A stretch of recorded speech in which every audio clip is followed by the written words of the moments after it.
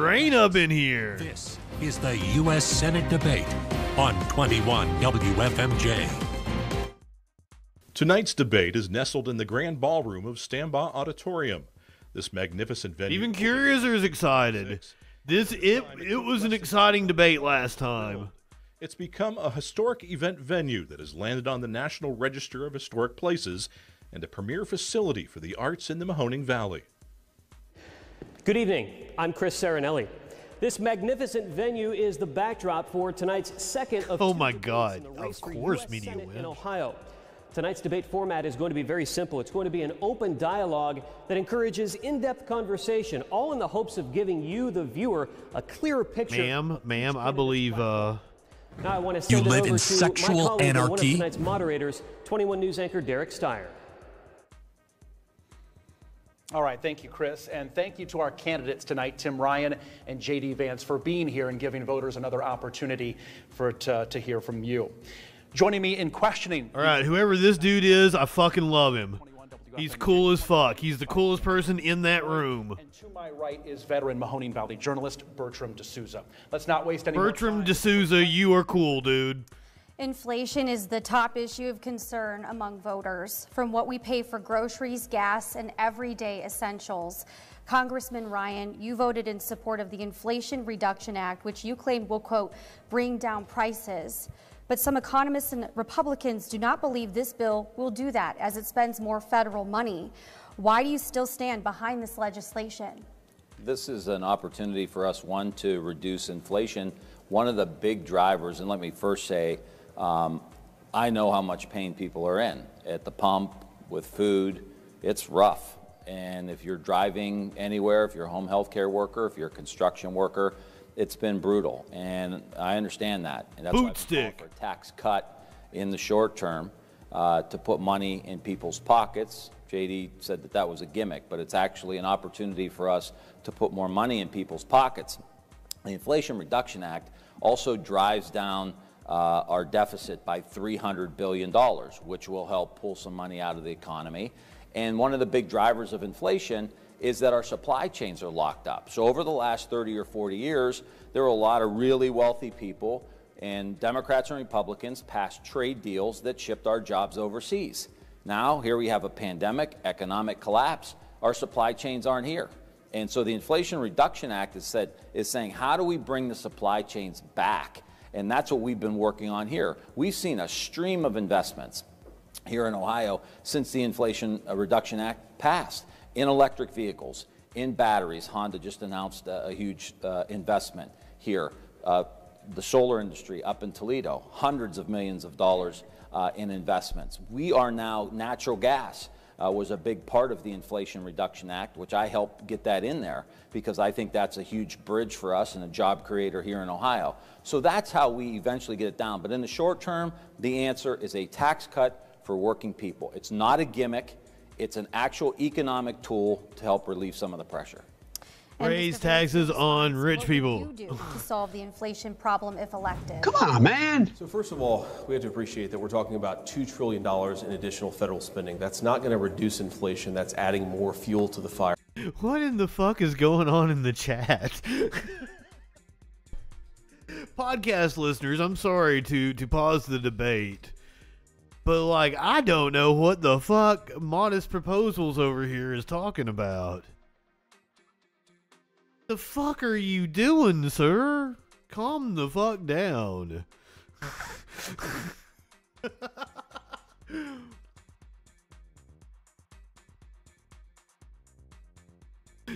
I don't know what they're on about. If you're new here, my name is Justin FREAKIN. I do the news. I used to do the news on 11 radio stations. I was a writer for 4 different newspapers. I've worked as a production tech for a local TV station. Now I do streaming. I stream the news and your mom. And I do the news my way, and that's high with a lot of cussing. I'm left of center. That's pretty obvious, but I'd say the chat is further left than I am. I'm pretty institutionalist. I believe in electoral politics, and that's what we cover here. I stream your mom. I don't know who you're talking about is an opposition. Who's in opposition to you? Nobody's your opposition here. We're just sitting here doing the news, and we're streaming debates. And we're probably making fun of both candidates most of the time. Stacey Abrams did pretty good earlier in the Georgia debate. In the Utah debate, it was an independent who was more right-leaning and a Republican. And here in the Ohio debate, we have a pretty solid worker-backed Democrat, kind of in the vein of Sherrod Brown, who is the other senator from Ohio. So I don't... What are you on about, dude? Do you want to talk? Do you want to hop in the Discord? Like, we'll come back to the debate if you want to. Do you want to hop in the Discord, or do you want to call in? I don't even think I have phone lines open right now because we were doing debates and I wasn't planning on doing anything else, but we'll talk to you if you want to. Hold on. I wanna know what you're all up in arms about. We'll see what. I don't know. I have no earthly idea what you're talking about, my friend.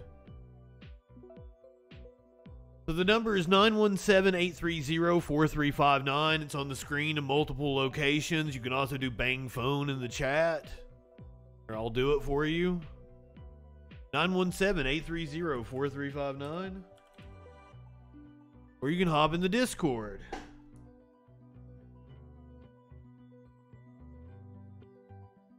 Because I want to know what the fuck you're talking about. Because you ain't making sense.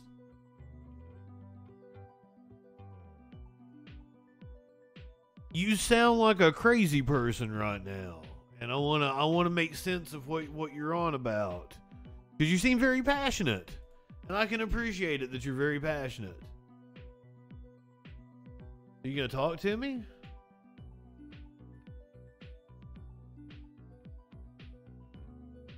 Can we get back to this debate? You sound like a fucking crazy person. We Americans will defend our rights. You sound fucking stupid, dude.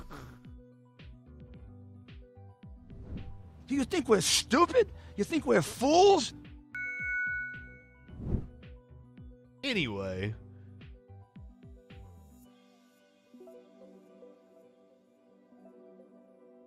Liberal Americans are Americans too. We don't... Who... Dude, I got long hair and I'm wearing a bandana and I got earrings and I look like a pirate. I got a Fu Man fucking shoe. What political persuasion do you think I am? Your fellow liberals?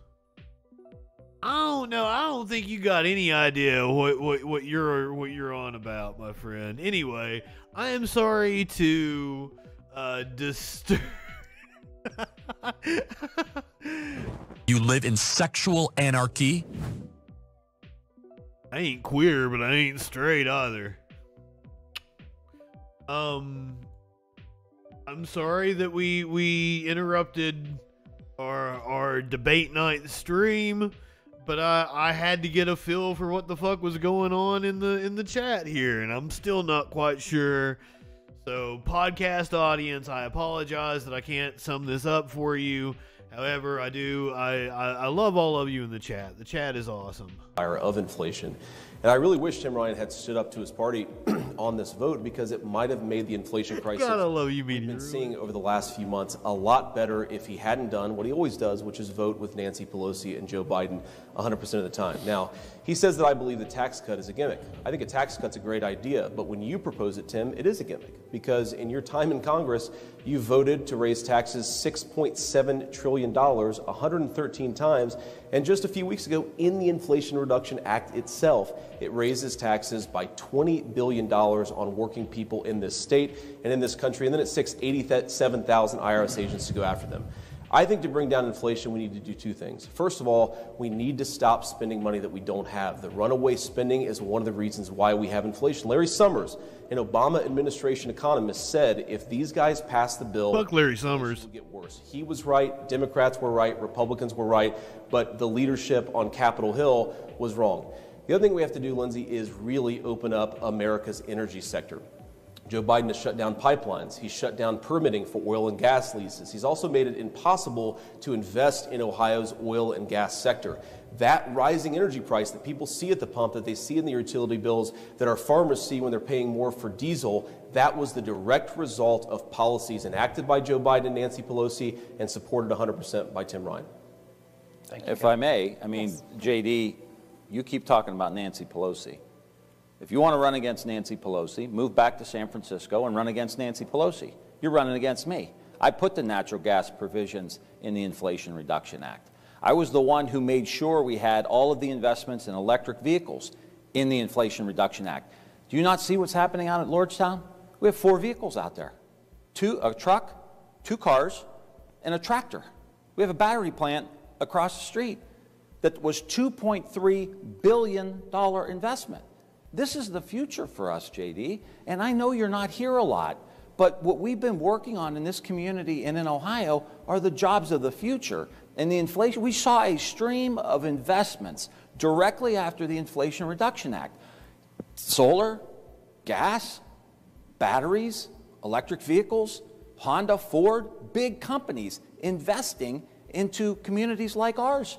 Foxconn has 4 cars out there. Honda Ford, wasn't he one of the bosses on Punch Out? I don't know how much clearer this could be, but this has been a good thing. If we don't do it, you know. That was Piston Honda. I'm sorry. And we can't have it. Look, let me just address that here. So Tim Ryan says that I want to run against Nancy Pelosi. I don't care about running against Nancy Pelosi. I do care about the fact that a guy who's running to represent Ohio in the United States Senate votes with her 100% of the time. Now, Tim Ryan, of course, has a TV commercial out there right now. It's actually a pretty funny TV commercial, Tim. Credit to your team. Thank you. Where he says that he only agrees with his own wife 70% of the time. Yet he votes and agrees with Nancy Pelosi 100% of the time. It must make things a little awkward in the Ryan household, I suppose. But look, you vote with her 100% of the time, so you can't run from the policies that she has supported, that she has shoved down the throat of the people in Ohio. All right. Now let's talk about, can we talk about the Lordstown? Gentlemen, let's focus. Sure. Let's refocus, move on to the next topic. Bertram. Gentlemen, political subservience is kryptonite to this hotly contested race. Coolest dude in the room. Congressman Ryan has called you Donald Trump's ass kisser. The implication being you will pay any price for the endorsement and support of the former president who publicly insulted you in Youngstown. To prove the congressman wrong and to show Ohio voters that you are your own man, I would like you to identify one issue that Mr. Trump is wrong about and therefore deserving of public criticism. Well, look, I disagree with the president on a number of things. He's a friend of mine, of course. Like I'm what? proud to have his endorsement. But look, the thing that was wrong about the Trump administration is they put a lot of people in the administration, a lot of bad personnel folks who actually advocated limitless, nonstop wars that would mean only a lot the best people, JD. where I grew up would have to go off and fight those wars. A guy like John Bolton, for example, should have never been national security advisor in the Trump administration. But let me address Tim Ryan's point and your question there. Donald Trump told a joke. He told a joke at a rally based on a false New York Times story, and Tim Ryan has decided to run his entire campaign on it. Now look, Tim Ryan is publicly out there. Donald Trump doesn't joke, sir. He is a sociopath that does not have a sense of humor. He literally meant you're an ass kisser. Before a national audience and said that he has to suck up and kiss up to Chuck Schumer. The guy who's subservient to the National Party is Tim Ryan, who's been begging for these guys to come into this race and save him from the campaign that he's been running. So look, it's ridiculous for him to accuse me of being anything because he has utterly failed to be independent to represent this valley, and he will utterly fail to represent the people of Ohio if he's elected to the United States Senate. So just so I get this straight, when the former president said, JD is kissing my ass because he wants my support, you took that as a joke? I know the president very well, and absolutely, he was joking about a New York Times story. That's all he was doing. No. I didn't take offense to it. I talked to the president before it. I talked to the president afterwards. Everybody there took it as a joke. This guy goes on national TV and says, I love Nancy Pelosi, and has the audacity of accusing me of kissing anyone's rear end. It's pretty rich. Okay, so we'll get to you, Congressman. Yeah. Mr. Vance. I mean, have you seen that one picture of her on the beach? For House Speaker Nancy Pelosi and other Democratic leaders in Congress, and says that you will do the bidding in the Senate. To prove him wrong, I would like you to point to an issue that Speaker Pelosi has totally bungled and therefore deserves public repudiation. Well, let me just first say that this is obviously a clip that JD is running to try to misrepresent people. I ran against Nancy Pelosi, JD, for leadership. And you have to have the courage to take on your own leaders. These leaders in D.C. Why don't you vote against them? They will eat you up like a chew toy, right? I mean, you were calling Trump America's Hitler. Then you kissed his ass. That's not true. It is true. And then you kissed his ass, and then he endorsed you. And you said he's the greatest president of all time. Mitch McConnell gave you $40 million to prop up your campaign. Peter Thiel gave you $15 million. That's $55 million, JD. What do you think they want for that? You to kiss their ass. And you proved that you'll kiss their ass too. And look, it's nothing personal. I'm just telling you, like, I've been in this business. It's tough business. If you think you're going to help Ohio, you're not. If you can't even stand up for yourself, how are you going to stand up for the people of the state? How are you going to take on the corporate interests? All the money you took are from the corporations who sent all our jobs overseas.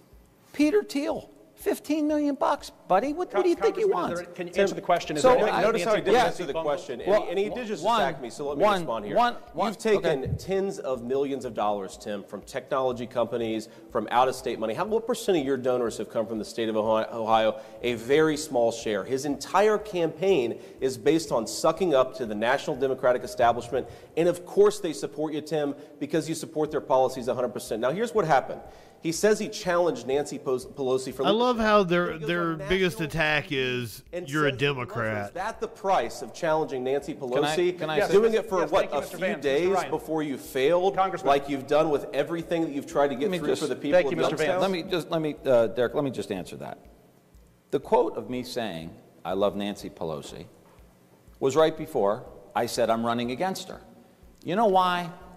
Because I don't have to hate anybody. I don't have to hate Republicans. I don't have to hate Nancy Pelosi or Joe Biden. I don't have to hate them. We need to move the political discourse in this country from hate and anger and division to love and compassion and forgiveness and some grace.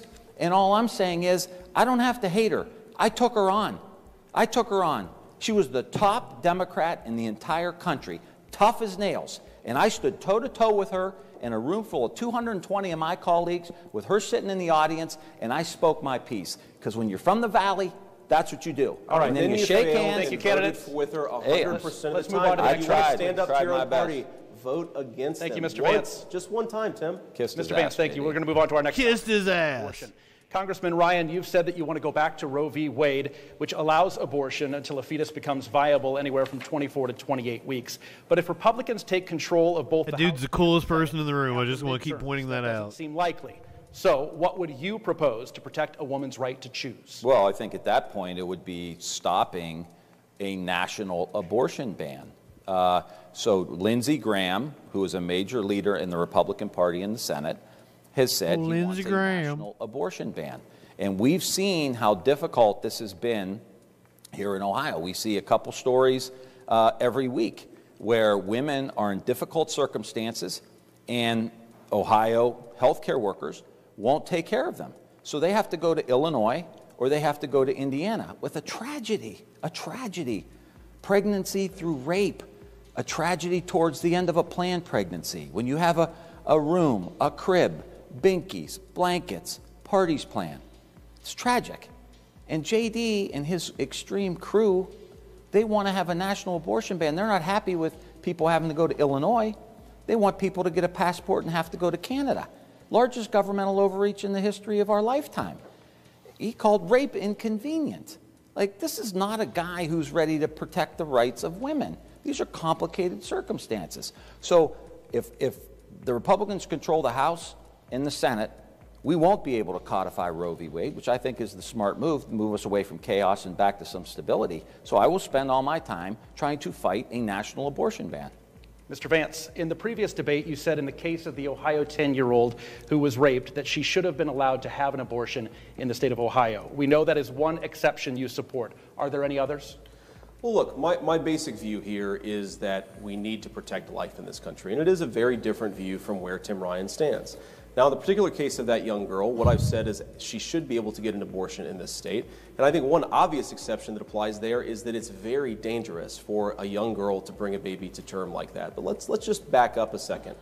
Two things on this. Number one, the question presupposed that Tim Ryan supports codifying Roe versus Wade.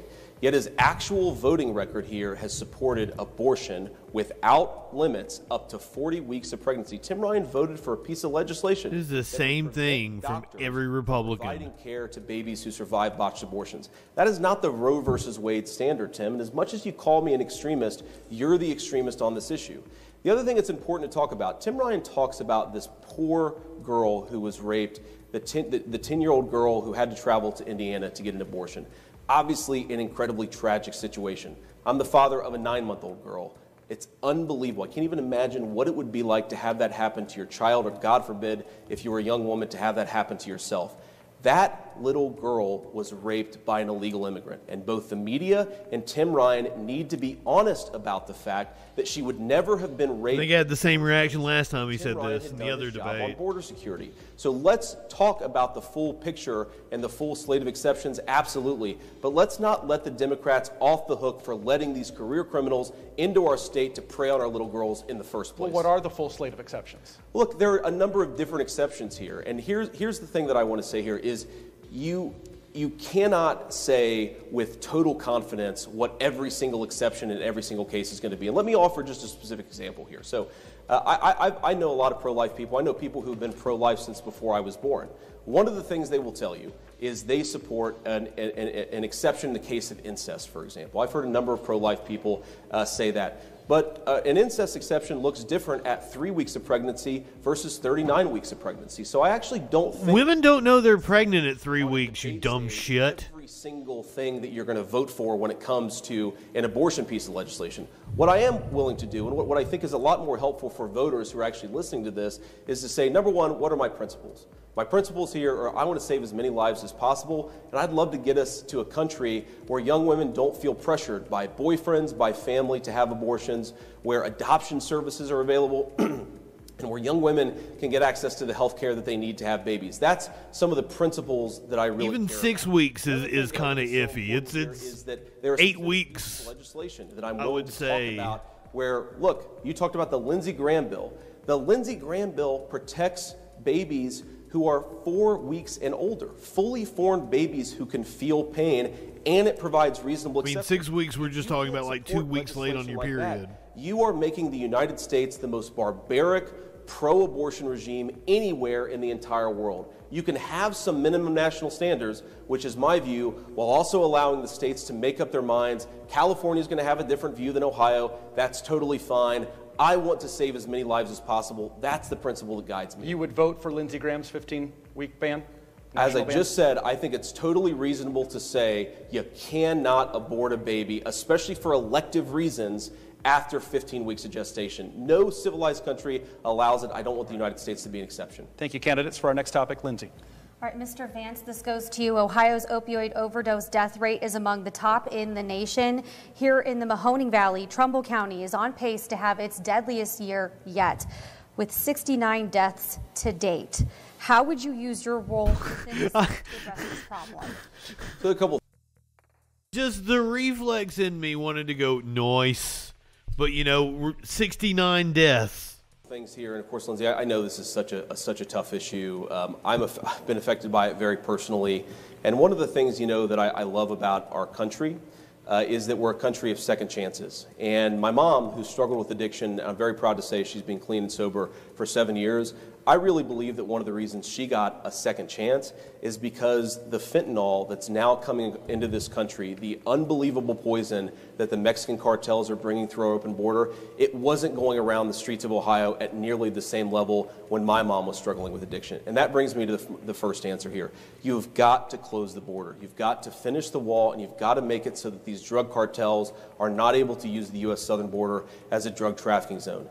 The other thing, and I will say, thanks to Senator Portman, who's endorsed me, we are better on this, but there's still so much work to do. We need to make sure that the people who want to take that first step to treatment and recovery actually have a bed available, actually have a detox center available, and that means properly resourcing our mental health and our addiction recovery services. The fentanyl crisis right now is so bad because Joe Biden and Tim Ryan have not done their job. They have not secured the United States southern border. It is a terrible tragedy. It cannot be allowed to continue, and when I'm in the Senate, it won't. Both of them should be strapped down on the border right now. Represent the top county for drug overdose deaths here in the Youngstown region. I mentioned the statistics for Trumbull County earlier. How would you say the federal government is getting the war on drugs wrong? What would you propose to fight it? Well, I think a stronger border, more border patrol. I disagree with President Biden when he's talking about relaxing some of the regulations down on the border. Completely disagree with that. Again, taking on my own party when I think they're wrong. I started the Border Technology Caucus. How do we use technology today to be able to keep this junk out of our country?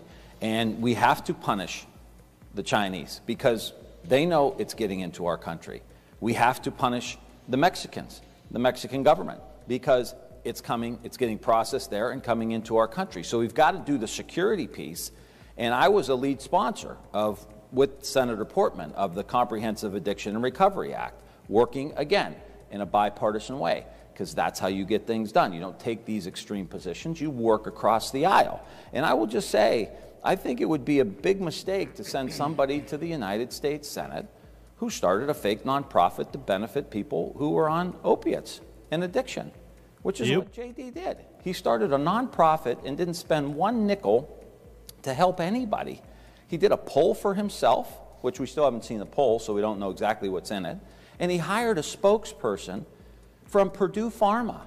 Purdue Pharma was the big pharma entity that were pushing all these pills, killed 1 million people through opiates. All the pill mills in southern Ohio, all the pill mills in Ohio and other states, they were pushing it. And he hired somebody from there. And then this didn't end. Like, we've been talking about this all summer long. As recently as Saturday, JD was doing a fundraiser with a guy who was raising him money, was one of the top 10 pill pushers, doctors, in the entire country. And he just canceled it. You know why? Because the press broke the story and he got caught with his hand in the cookie jar. That's not the kind of person we want in the United States Senate representing these families. I have a resolution to designate fentanyl as a weapon of mass destruction so that we can have a whole-of-government approach to keeping this junk out of our communities. I also supported money for local governments. In the rescue package, I was one of the biggest advocates for us putting money, state and local money, so that local communities and cops and law enforcement can get funded so that we can catch this stuff on the ground when it does come in. It's got to be a comprehensive plan, designate it as weapons of mass destruction, and don't put somebody in the Senate who started a sham nonprofit to try to benefit from this whole thing. Let me address this. So Tim Ryan has run commercials falsely accusing my nonprofit of me taking money out of it and it not helping people. It did help people when I put $80,000 of my own money, Tim. But you know what? Those commercials are paid for by pharmaceutical blood money, because Tim Ryan received tens of thousands of dollars from the very companies that have profited off of this epidemic, and that's exactly how he's able to fund the lies that he's been putting on TV against me. But let me address a bigger issue here. So what Tim Ryan said about dealing with border security actually sounds okay. But it goes to the heart of why Tim Ryan has been a failed leader and would be a failed senator. You cannot honestly pretend to be a defender of border security when you have voted for amnesty multiple times in the Congress. You cannot pretend to be a defender of border security when you have voted against border wall funding multiple times. You know, members of Congress get to take somebody to the State of the Union address. And a few years ago, Tim Ryan took somebody to the State of the Union address, not somebody affected by the opioid problem, not a steel worker who lost his job because Tim Ryan didn't do his. He took an illegal alien. His entire 20 years in Congress, he has been anti-border security, and now we're paying the consequences for it. And my simple argument to Tim Ryan, or to especially people... Was it like a little green man sitting next to him during the State of the Union? Do your job on border security, Tim, then come and ask the people of Ohio for promotion. E.T. looking alien. Can I just have a comment there? Real quick. Real quick. I'm not going to take any guff from you, JD, on this issue. This guy has invested into dozens of companies that use foreign workers. This is why JD Vance, with all due respect, is a fraud. It's not true. It's also very relevant to the opioid problem. He wants you to think that he's really tough on immigration. Really tough. But on the other side of that, he's actually making money and investing in the companies that hire foreign workers. My little Italian grandmother had a saying for this when she met somebody like J.D. Vance. Due facce. You have two faces. One for the camera and one for your business dealings. Thank you, Mr. Let me address this. This is Congressman Tim Ryan on the left. Let me just 15 seconds. 15 seconds. We need to move on. So here's the thing. He just accused me of hiring foreign workers. The implication, of course, is that I've hired illegal aliens. No business I've ever been involved with has ever hired an illegal alien. I didn't say that. I honestly don't know what you're talking about, Tim, but here's the thing. People like Tim Ryan pass immigration laws that allow companies to take advantage of our country.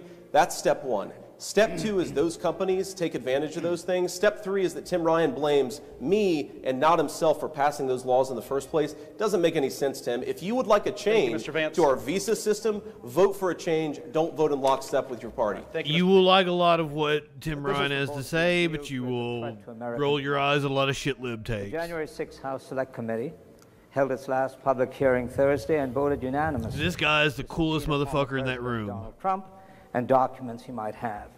The bipartisan committee made clear that Mr. Trump instigated the January 6th insurrection, the armed invasion of the U.S. Capitol building, to illegally keep Mr. Trump in power. I have two questions. Do you believe that Mr. Trump should honor the subpoena and publicly answer questions under oath from the committee? It looks like he's going to do it. In light of all of the evidence and testimony accumulated by the committee, was the January 6th insurrection an attack on American democracy? It looks like Trump is leaning towards testifying as long as it's live on TV. And as Republican Congress, cool, do it. Congressman Ryan, you go first. I think that President Trump should be afforded all of the rights that every other American citizen is afforded. He should respond to the subpoena. He should come clean. He should talk about, we know that there's been a call from the White House to somebody who was participating in the storming of the Capitol.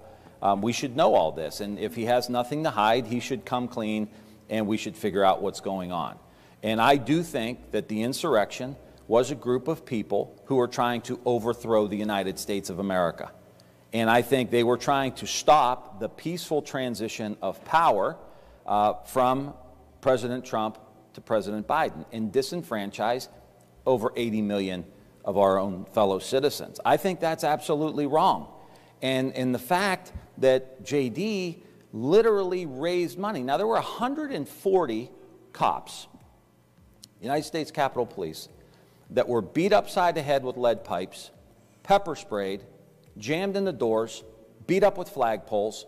One person died. These are cops protecting the Capitol. Right? They got kids, they got family members, and here this happened. So of all the things to do in that circumstance, our guy thought it would be a good idea to post on social media, raise money for the insurrectionists, raise legal defense money for those people who stormed the Capitol. It's outrageous. Of all the things you could have done, JD, that's what you decided to do? One of the guys went to jail for 4 years. Like, we have a group of people that want to overthrow the company or overthrow the country. And one of the guys who talks about we got to let American democracy die is Peter Thiel, who gave him $15 million in the primary, who just today was saying he wants to become a citizen of Malta. Like, what are we talking about here? This is insane. That's a good question. Thank you, Mr. Now, Tim Ryan will vote with Labor, so you got to take that into consideration. Does Trump honor the subpoena? And secondly, was this an attack on American democracy? So look, I'm not going to pretend to give the President of the United States legal advice about whether he should honor the subpoena. I think it would probably be a pretty enlightening piece of testimony if he did honor the subpoena. But look, the January 6th committee has shown from the very beginning that it's not interested in the truth, that it's interested in a political hit job. And it goes back to 4 years ago, the obsession with the idea that Donald Trump somehow had the island country, isn't it? By the Russians. There's been a nonstop political effort to not honor the election of 2016. And I think that's just as much of a threat to democracy as the violence on January the 6th. Now, January the 6th, I think it might be a tax haven. Repeatedly. And Tim talks about absolutely some brave law enforcement officers who did their job and kept the Capitol safe. Of course, the Fraternal Order... I'm sorry, it's an arpeggio. Because you have stabbed the police of this district and of this entire state in the back many, many times. That's why they've endorsed me. Why won't you condemn the violence in summer of 2020 when people were rioting and looting and burning down American streets? Tim Ryan was nowhere to be found. I'm sure now that he's running for Senate, island or an arpeggio. Willing to condemn it. But look, the January 6th thing is it an isthmus? Problem that I have. Motherfuckers, get it straight. I don't like violence anywhere. I certainly don't like it at the United States Capitol. But the media obsession and Tim Ryan's obsession with this issue, while people can't afford the cost of groceries, where his policies have made it impossible for people to support their families, where we have a massive border security problem, where we know that big tech companies were actively being involved in the 2020 election in a way that hid Hunter Biden and Joe Biden's corruption. Archipelago. And think about a lot of different issues. And I think the political media's obsession with January 6th suggests they're not actually paying attention to the concerns of everyday voters in this state. From Appalachia. Crushed by the policies that you supported. You know, you can walk and chew. We're a very complicated democracy here. But we can walk and chew at the same time. If a group of people storm the Capitol while we're trying to file the paperwork for an election, and they're trying to prevent that from happening, and they want to kill the vice president. Like, that needs to be... Arpeggio is like a musical term. You want to sweep it under the rug. Like, I don't want to talk about this any more than anybody else. I want to talk about jobs. I want to talk about wages. I want to talk about... Do you have to refer to me like that? Me and Tim Ryan are both assholes? You know, dignity. But my God, you got to look into it. They're romping around out here in the hallway. Hold on. And Liz Cheney is not a Democrat. Adam Kinzinger is not a Democrat. Liz Cheney's dad was Dick Cheney. Thank you, Congressman. Who was Vice President of the United States under George W. Bush as a Republican. This is a bipartisan effort. Thank you, Congressman. We want to move on to the topic of gun control now. Mr. Vance, as recently as 2018, you supported some gun reform measures, including red flag laws that are aimed at taking guns from people likely to use them in violent crimes, such as domestic abusers. But your position has shifted, and you said that you would not vote for a bipartisan piece of legislation that included those earlier. Now he's gun grabs. Instead, you're more focused on real solutions. What measures or real solutions would you support to reduce gun violence and mass shootings? And would they include any restrictions on gun ownership for anyone? Well, we have to be clear about what we mean by red flag laws, okay? So that's the big issue here. So, look, we have multiple examples just in the last couple of years, terribly tragic situations where a convicted felon has walked in, passed a background check, gotten a firearm, and killed a lot of innocent people. That's obviously totally unacceptable. I'm a big pro-Second Amendment guy. I know a lot of people who really stridently defend the Second Amendment. None of them think that convicted felons who've been afforded their due process rights should be able to buy firearms and then kill a large number, a small number of people, okay? But here's the thing. Two issues. One, the reason why we have skyrocketing gun violence in I don't know that Oprah made him, but I think the Hillbilly Elegy was on the book club or whatever it was in 2016, 2017. We have really, really high rates of gun violence. We didn't have it 2 years ago. We didn't have it 5 years ago. Skyrocketed him. Nothing changed in the gun law. So we need to get back to common sense law enforcement policies. The second thing is here, we need to fix the system that's broken as opposed to layering a bunch of additional regulations on top of it. The thing that I don't like is when you create a new background check system with new sets of regulations that go after law-abiding citizens. When we know the current system is broken, why don't we fix the current system instead of going and creating an Are entirely... we in for Senator Dr. Phil in the next cycle? You support the Second Amendment, but with that right comes the responsibility to keep guns out of the hands of criminals. What specific limitations on gun ownership do you support, and what would you see as going too far in limiting gun ownership? Yeah, here we are in Ohio. One of the great days, at least once a year, we try to get out and do some hunting with our oldest Mason.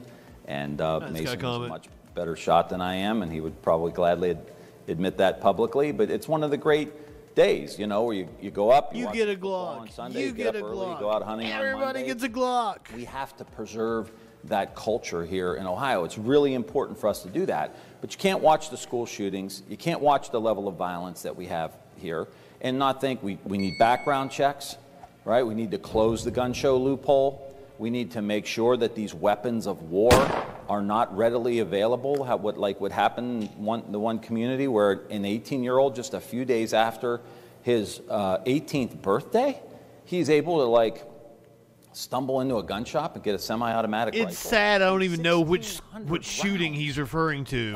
Of ammunition. If we train a soldier and they go out, they get 300 rounds. This is not right. And kids are scared to go to school. They're climbing under their desks. We see the crime in the cities. How do all these people get these unlawful guns? JD wants to ban the alcohol, tobacco, and firearms, the agency that helps us prevent gun crimes. And tries to solve gun crimes. And he wants to abolish the agency. And here's another example of how extreme JD is, right? We talked about the national abortion ban. We talked about he thinks that the election was stolen, which was one of the reasons Trump agreed to support him. Alex Jones, a right-wing talk radio show with a huge following, said that the Sandy Hook murders of those young, precious babies in Connecticut, he said it was a hoax.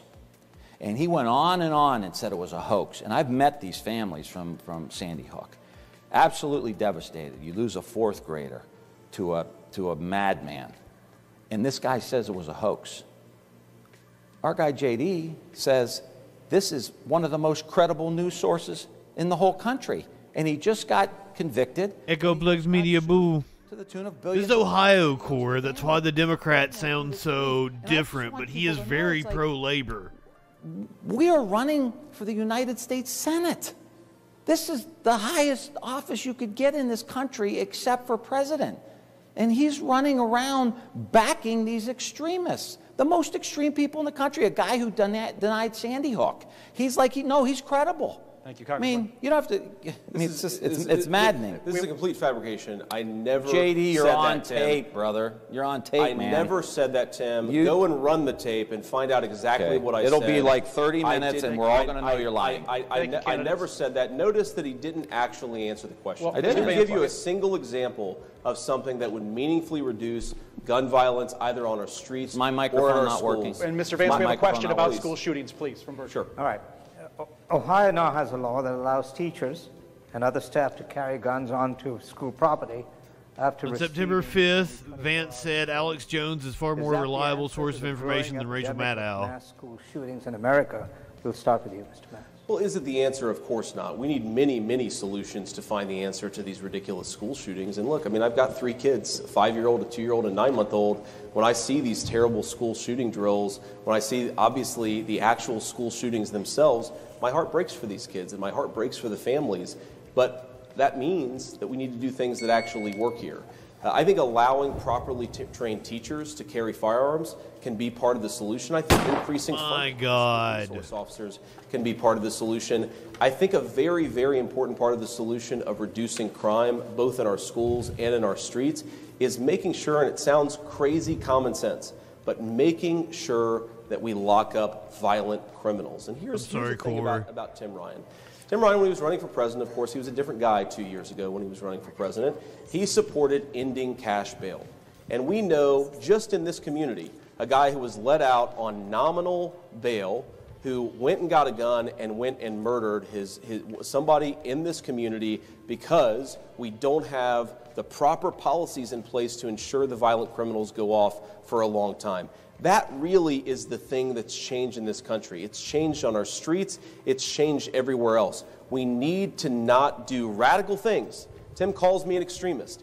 Ending cash bail is on the far left of his own party, and it's the very sort of thing that makes our... Oh, I would say that's not on the far left. More cash bail for violent criminals. We need to make sure that we're not letting these complete scumbags out of jail because Tim Ryan's desperate to be president. Thank you, Mr. Vance. Congressman Ryan, your answer to Bertram's? Yeah, you know, our guy.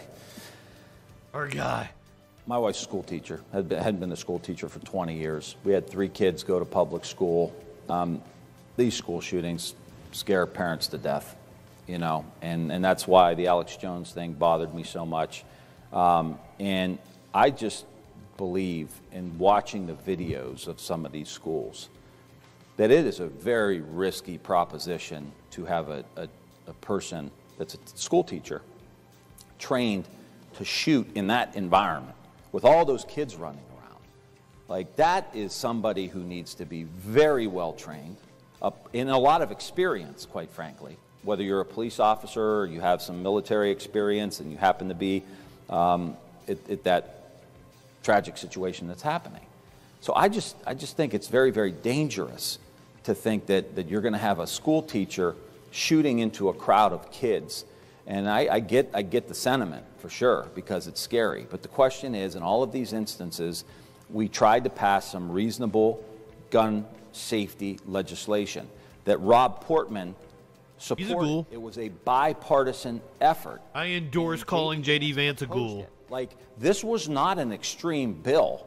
This didn't close the gun show loophole. It didn't go into background checks. It didn't go into the Charleston loophole. It didn't go into any of that stuff, which I support. But he was against it. It's like, well, if you're not, John Cornyn from Texas is for this. Rob Portman's for this. Strong Second Amendment guys.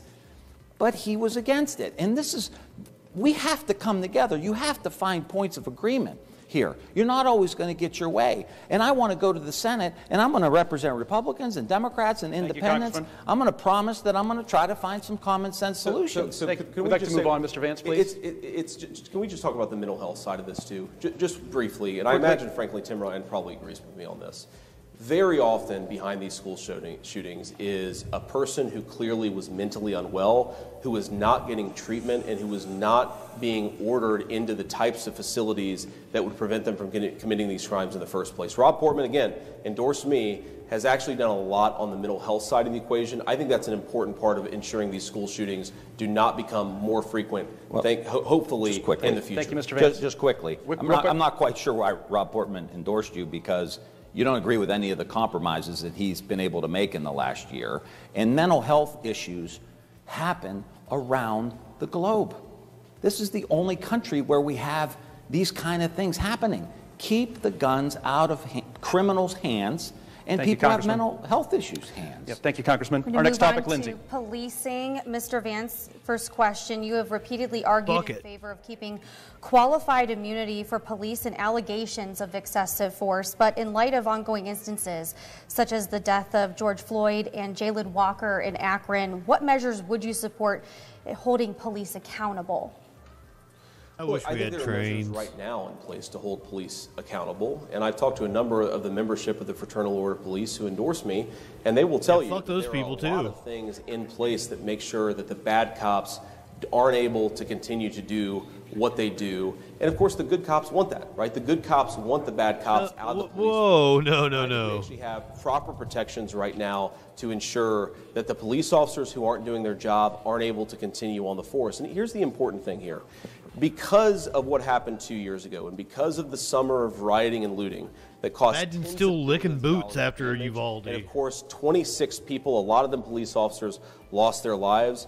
The effort that Tim Ryan supported to strip the police of qualified immunity is why we have the violent crime on our streets right now. Talk to a police officer, and they will tell you they're terrified of doing their job because of what Tim Ryan did. Talk to the Youngstown chief of police, who wrote you a letter a couple of years ago and called you a traitor for what you did to the police in this community and the police all over the state. Sir, I can show you the video of a cop that wasn't terrified to do his job. We watched it last night here on this very show. That we completely turned the federal government loose on our law enforcement, and the consequence has been streets that people don't feel safe to walk down. Not just true in Youngstown, it's true all over the state. Thank you.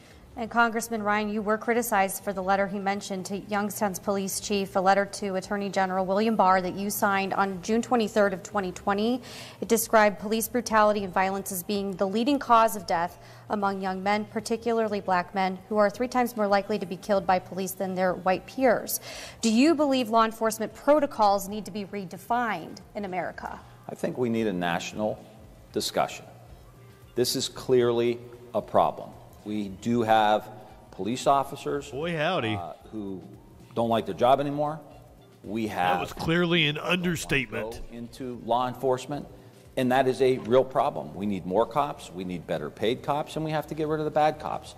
We also have to understand that there's a complicated relationship between the law enforcement and primarily the black community, which means we've got to have a national discussion about this, because there are bad cops that do bad things. And I just think that we need to provide the kind of leadership that is needed to start the healing process so we could take the temperature down. Now, I've brought back $500 million to Ohio for law enforcement, staffing, technology, even here in Youngstown, right down the street, shot spotters. I got an earmark for them years ago so that they can identify gunshots in the city and immediately find where it is. Those are the kind of investments that we need to make. I also, again, put money into the rescue package to make sure that local governments and state governments have money for law enforcement. Governor DeWine is going around the state passing out that federal money, which I agree with, but it's federal money. And I also have a bill, and this is what I hope is the model moving forward. I have a bill that is a police immersion training bill that has the support of both the FOP and the NAACP. I want to be someone who tries to solve problems. I don't want to keep fighting for another 10 years about criminal justice reform, odd bedfellows there, or any of these polarizing issues. I want us to come together as Americans and have some common sense solutions. And so I will use my position in the Senate to sit down with both the NAACP, the Urban League, and the FOP and say, how can we start working this out? How can we start building trust again? Not someone who wants to throw jet fuel on these fires. This is a consistent theme of this debate and certainly of the entire campaign. Tim Ryan says that he believes in reasonable solutions. Well, Tim, what were you doing on those reasonable solutions in your 20 years in Washington, D.C.? What were you doing at the moment that the lawless people were attacking our police officers? You were joining in and making our streets less safe. The critical issue here is that Tim Ryan keeps on saying he's reasonable, keeps saying that he's a moderate, keeps saying that he believes in things that 90% of Ohio believes, but when he gets to Washington, he votes exactly the opposite way. I went to Yankee Kitchen for dinner about 2 hours ago. So many people came up to me, some of them Democrats, and you know what they said, Tim? They said, Tim Ryan has been in office for 20 years, and he hasn't done his damn job. That's a direct quote from a union steel worker who you represent. If you were half as good of a legislator as you pretend to be, Youngstown wouldn't have lost 50,000 jobs, and those steel workers would not be coming up to me telling me you failed them. Thank you, Mr. Vance. We need to move on. Bertram? All right. Immigration remains one of the most intractable and explosive issues confronting the nation. Coolest man in the room. Igniting the passions of some Americans is called the Great Replacement Theory. The theory says whites are in danger of the best questions, too. Non-whites as a majority if the flow of non-white immigrants isn't stopped. Mr. Vance, you have warned of an immigrant invasion, according to a wire story from last May. Who are these invaders, and how are they coming into this country? Well, the primarily way they're coming into the country is through Tim Ryan and Joe Biden's wide open southern border to the tune of about 2.5 million people. And of course, it's not just the people, it's the fentanyl, it's the sex trafficking, it's all the other things that they're bringing right along with them. But look, the Democrats are, look, They're not bringing Democratic fentanyl with them. voters and Democratic people, but the Democratic leadership, the people he answers to in Washington, D.C., they're very explicit about that. They say that they want more and more immigration because if that happens, they'll ensure that Republicans are never able to win another national election. It's not No, they want workers, you dumb shit. There are white immigrants and non-white immigrants to this country who have enriched this country in an incredible way. I'm married to one. I'm married to the daughter of South Asian immigrants, and my life really has been unbelievably blessed and enriched because she decided to say yes when I asked her to marry me. But she came in, or I should say her family came in legally. They followed the laws of this country. And the thing that I worry about with all of this illegal immigration is that if you want to start a relationship with this country, we're all common citizens. We're all in a great big American family. We look after each other. Whether you came 1 generation ago or whether you came 10 generations ago, we're all part of the same family. But your introduction to this country should not be breaking its laws. You should come in through the proper channels. And again, every time he's got an opportunity, he's going to talk about how he disagrees with his party on border security. Go ahead, Tim, but you vote for the amnesty, you vote against the border wall funding. That's what you do, and it's going to destroy this country unless we get it under control. Thank you. Congressman, what is your opinion of the great replacement theory? I think it's nonsense. I think it is grounded in some of the most racially divisive writings in the history of the world. And this is who he's running around with, talking about replacement theory. There's no big grand conspiracy. This is a country who's been enriched by immigrants from all quarters of the world. There's no, in the problem, it's shameful the for you to accuse me of that, given my family, Tim. It's shameful for you to accuse me of that. My turn, pal. My turn. Oh, buddy, my your turn. turn. My turn. What you said, I'm your guy, right? This great replacement theory was the motivator for the shooting in Buffalo, where that shooter had all these great replacement theory writings that J.D. Vance agrees with. Some sicko got this information that he's peddling with, again, those extremists that he runs around with, Marjorie Taylor Greene, Ted Cruz, all these guys, they just want to stoke this racial violence. We're tired of it, J.D. This kid goes to a grocery store in Buffalo where black people shop and shoots them up. No, we want to move on from that. Everyone's exhausted. And so I keep saying, I want to represent the exhausted majority. People that are tired of this stuff. Democrats, Republicans, and independents. We have eight. Hold on, JD. Stop. No, this is disgusting. I'd like to get here's exactly what happens when the media and people like Tim Ryan accuse me of engaging the great replacement theory. I'll tell you exactly what happens, Tim. What happens is that my own children, my biracial children, get attacked by scumbags online and in person because you are so desperate for political power that you'll accuse me, the father of 3 beautiful biracial babies, of engaging in racism. We are sick of it. You can believe in a border without being a racist. You can believe in the country without being a racist. And this just shows how desperate this guy is for political power. I know you've been in office for 20 years, Tim, and I know it's a sweet gig, but you're so desperate not to have a real job that you'll slander me and slander my family. It's disgraceful. Thank you, Mr. Vance. Hold on. So Vance is saying he's running for not a real job.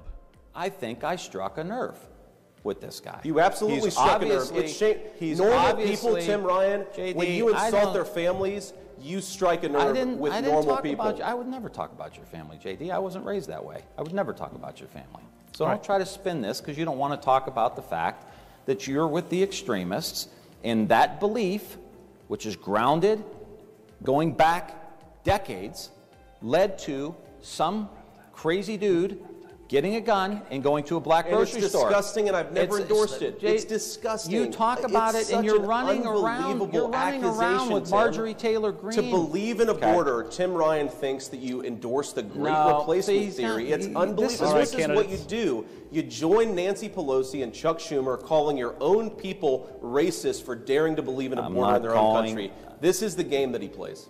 All right, thank you. Feel better, JD. Let's refocus. We're going to get to the end of the program. Thank you very much, candidates. It is now time for our closing statements. We've run out of time. Ooh, mercifully bring this to an end. Great.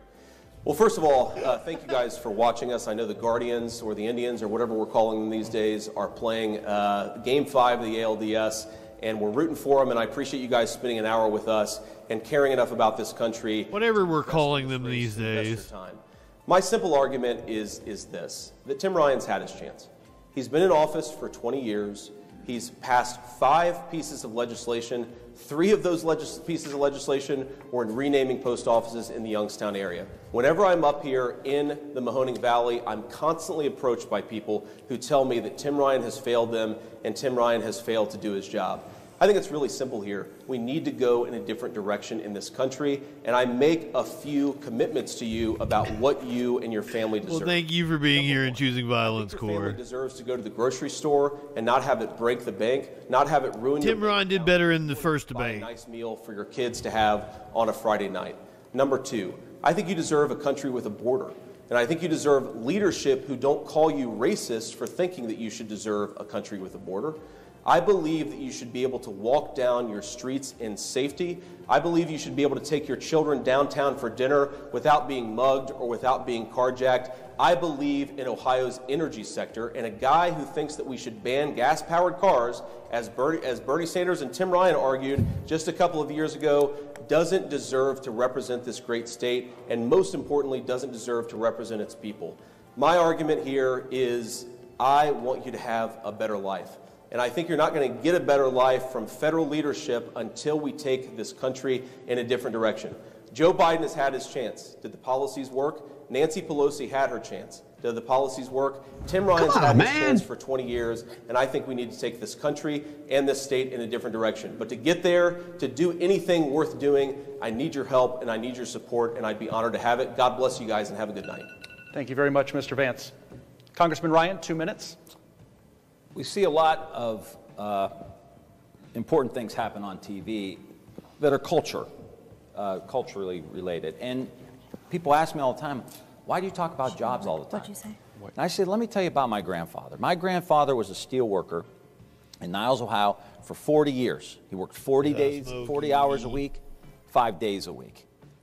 And he was able, because he had a good job, he was able to give back. He was the lead usher at 1045 Mass at Our Lady of Mount Carmel Church.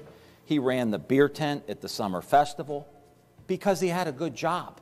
And he was able to give back and participate in the civic life of our community. Because he had a good job, he said, you always got to vote for the school levies, you got to vote for the police and fire levies, you got to vote for the library levies, mental health levies, because that's what helps build a strong community, right? That's why we've got to get these good-paying jobs back at Altima, the electric vehicles, the 2 natural gas power plants, $1 billion a piece. All of the stuff that we've been doing downtown in Youngstown and more. These communities were boarded up 20 years ago. We worked hard, Democrats, Republicans, independents, to bring economic development back here. And it's a shame that someone running for Senate wants to come to Youngstown and trash all the hard work that we've done together over the last 20 years. And we've got to do the kind of things that my grandfather did, give back, serve, but it starts with a good-paying job, rebuilding the great American middle class, getting rid of these bad trade deals, cutting taxes for workers, making sure we dominate the industries of the future, manufacturing of cars and trucks and electric vehicles and tractors and batteries, going all in on natural gas so that we can make sure we reduce costs for manufacturers here. We've got a bright future. I've been here my whole life. I never left. I didn't abandon this place and go for greener pastures in San Francisco and then come back and want to parachute in with $55 million of out-of-state money from the biggest corporations in the entire country, the ones that ship the jobs overseas. I'm here. I'm going to stay here. I'd appreciate your vote. Go to timforoh.com, chip in a few bucks, because we're getting our money from the people, and I will be your senator when I get there. All right, thank you, Congressman Ryan. And Mr. Vance, Mother Nature must have wanted to see this debate. The game has been delayed. It hasn't started yet, so thank you very much for coming up. We appreciate it. That concludes tonight's coverage of the U.S. Senate debate. Again, we want to thank the candidates for being here, and thank you to everyone who tuned in for this very special night. We want to thank the staff at Stambaugh Auditorium for all the hard work in putting this together. Stambaugh. Tonight for 21 News at 11 o'clock, we'll have a complete recap of tonight's. Wait, they did brag about this, the arena this debate was in, didn't they? Or the auditorium. They did a whole package about how awesome the venue was. Oh, shit. Hold on. Like, they started off with a whole thing US about how Senate awesome the face-off. venue was. Moderators, 21 News anchor Derek Steyer. But then look how hokey it looks. For the endorsement and support of... They're like, this awesome venue we're in. And they're just in front of a curtain with, like, the shittiest podiums we've seen thus far of any debate. And the C-SPAN debate that we watched from Utah right before this, it looked like it was filmed in the 70s. It's been a fun night of debates. We started off with the Georgia gubernatorial debate with Stacey Abrams and Brian Kemp. We watched that live. The TV station hosting it had some technical difficulties at the start of it. We picked up right after the opening comments. Then we were going to watch the debate with J.D. Vance and Tim Ryan, but it was not posted online just yet. So we actually watched the Utah Senate debate between Republican Mike Lee, who kept walking away from his podium. That is Senator Mike Lee, the incumbent, kept walking away from his podium and getting in the space of the independent challenger, Evan McMullen. All three of these debates tonight were very contentious. Been a fun night of debates. I did look over the news briefly to see if there was anything important enough that I needed to cover before we got out of here. There's not really. There's not. Tomorrow night we're going to be watching another debate. It is Val Demings, the Democratic challenger in Florida. He's going to be debating Marco Rubio, the Republican incumbent in the Florida Senate race. We're going to be watching that tomorrow. I don't think I have the time on that. So keep a lookout. We might be coming on an hour early if that debate is at 7 o'clock, which it probably is. See if I can find that real fast.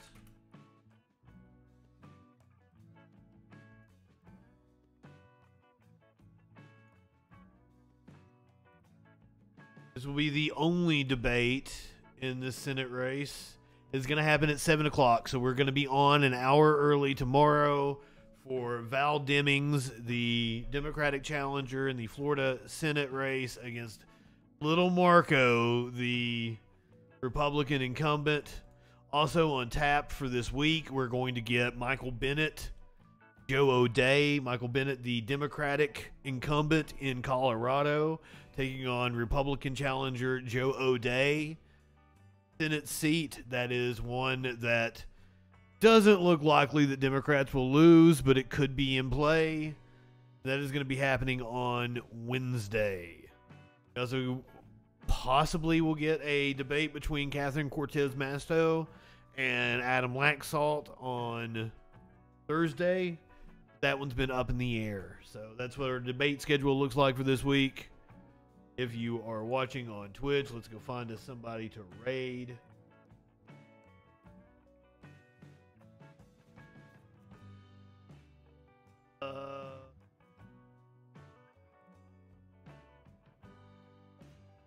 Let's go hang out with... It is my buddy Patrick's birthday. Patrick J Creates is doing his birthday stream right now. Is a fantastic artist. Do go in, tell him happy birthday. Go ahead, light one up, tip one back. It's all right to have a little fun before you hit the sack. I'm Justin Freakin. We will see you tomorrow night. Troll Patrol live starting an hour early with the Demings-Rubio debate in the Florida Senate race.